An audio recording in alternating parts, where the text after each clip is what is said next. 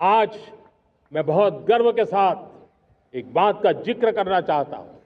आज से 100 साल पहले एक संगठन का जन्म हुआ, राष्ट्रीय स्वयंसेवक संघ। 100 साल की राष्ट्र की सेवा एक बहुत ही गौरवपूर्ण स्वर्णिम पृष्ठ है।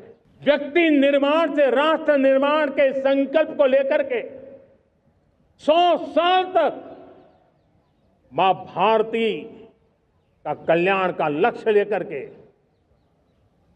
लक्षावधि स्वयंसेवकों ने मातृभूमि के कल्याण के लिए अपना जीवन समर्पित किया है। सेवा, समर्पण, संगठन और अप्रतिम अनुशासन, ये जिसकी पहचान रही है, ऐसा राष्ट्रीय स्वयंसेवक संघ दुनिया का ये सबसे बड़ा एनजीओ है। एक प्रकार से 100 साल का उसका समर्पण का इतिहास है।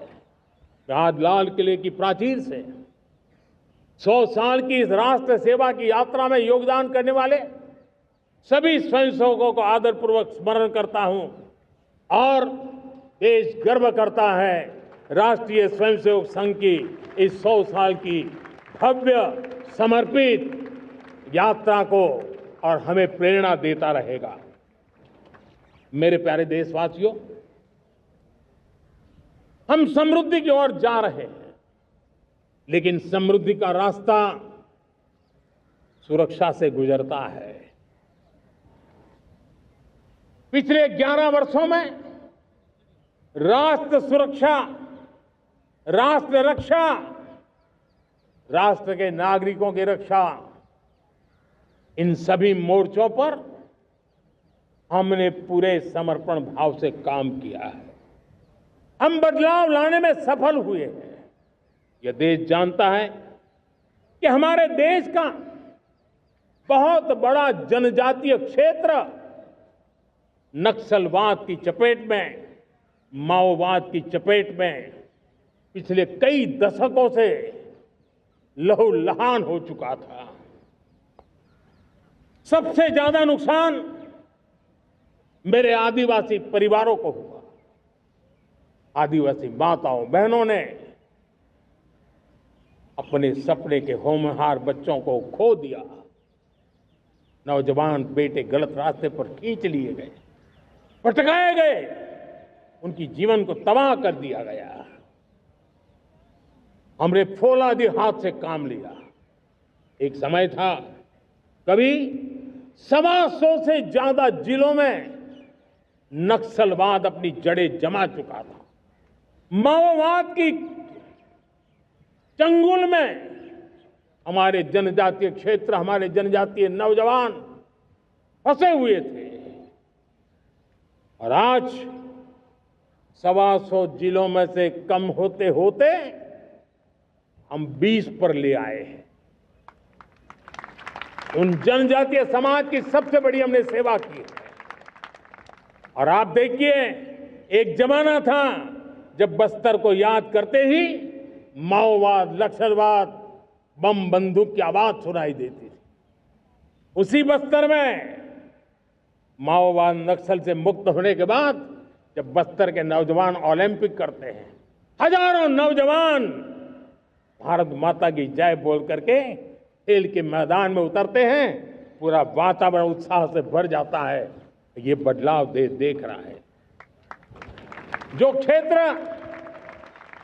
कभी रेड कॉरिडोर के रूप में जाने जाते थे, वो आज विकास के ग्रीन कॉरिडोर बन रहे हैं। साथियों, हमारे लिए गर्व की बात है, भारत के नक्शे में जिन क्षेत्रों को लहूलुहान कर दिया गया था, लाल रंग से रंग दिया गया था, हमने वहां संविधान, कानून और विकास का तिरंगा फहरा दिया है। मेरे प्यारे देशवासियों, ये भगवान बिरसा मुंडा की 150वीं जयंती का अवसर है। तब इन जनजातीय क्षेत्रों को नक्सल से मुक्त कर करके मेरे जनजातीय परिवार के नौजवानों की जिंदगी बचा करके हमने भगवान बिरसा मुंडा को एक सच्ची श्रद्धांजलि दी है।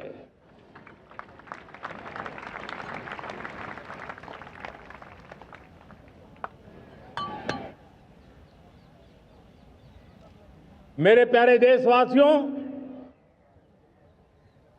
मैं आज देश के सामने एक चिंता, एक चुनौती के संबंध में आगाह करना चाहता हूं। षड्यंत्र के तहत, सोची समझी साजिश के तहत देश की डेमोग्राफी को बदला जा रहा है। एक नए संकट के बीज बोए जा रहे हैं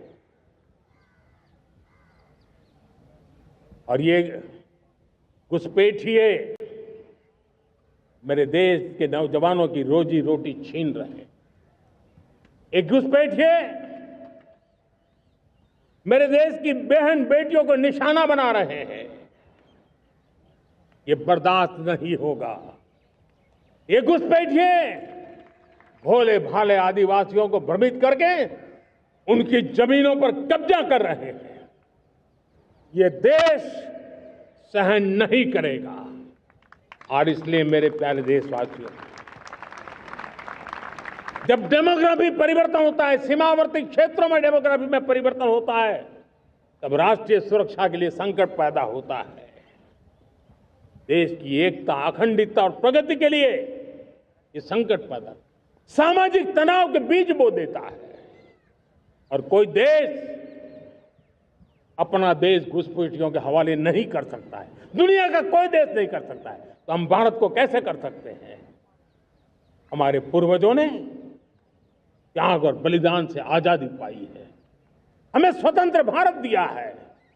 उन महापुरुषों के प्रति हमारा कर्तव्य है कि हम हमारे देश में ऐसी हरकतों को स्वीकार न करें। उनकी सच्ची श्रद्धांजलि होगी। और इसलिए मैं आज लाल किले की प्राचीर से कहना चाहता हूं, हमने एक हाई पावर्ड डेमोग्राफी मिशन शुरू करने का निर्णय किया है।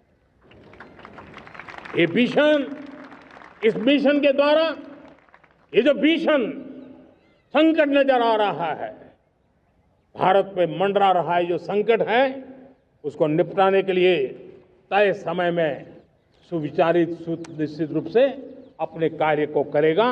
उस दिशा में हम आगे बढ़ रहे हैं। मेरे प्यारे देशवासियों, कल जन्माष्टमी का पावन पर्व है। भगवान श्री कृष्ण का जन्मोत्सव देश में मनाया जाता है। साथियों, जब मुझे भगवान श्री कृष्ण याद आते हैं तो हम देख रहे हैं कि पूरे विश्व में आज युद्ध के तौर तरीके बदल रहे हैं। हमने देखा है कि भारत युद्ध के हर नए तौर तरीकों को निपटने में समृद्ध है। हमने ऑपरेशन सिंदूर में दिखा दिया है। टेक्नोलॉजी में जो भी महारत थी,